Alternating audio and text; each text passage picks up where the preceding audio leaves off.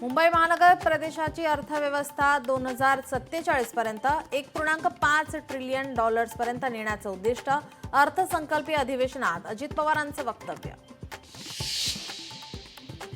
महाराष्ट्र आता थांबणार नाही, विकास आता लांबणार नाही।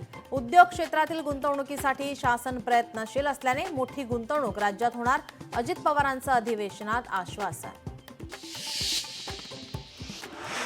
पालघर जिल्ह्यात वाढवण बंदर विकसित होणार, प्रकल्पाचा एकूण खर्च 76,220 कोटी रुपये असून त्यात राज्य शासनाचा 26% सहभाग, अजित पवारांची माहिती।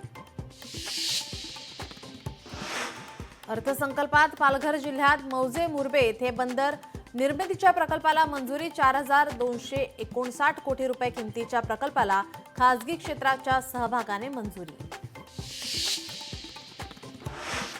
हिंदू हृदय सम्राट बाळासाहेब ठाकरे समृद्धी महामार्गाचे 99% काम पूर्ण, महामार्गासाठी 64,755 कोटी रुपये खर्च, इगतपुरी ते आमणे मार्ग लवकरच वाहतुकीसाठी खुला होणार। अर्थसंकल्पात लाडक्या बहिणींसाठी 36,000 कोटींची तरतूद, 24 लाख महिलांना लखपती दिदी करण्याचं लक्ष्य, आतापर्यंत 22 लाख महिलांना लखपती दिदी होण्याचा मान।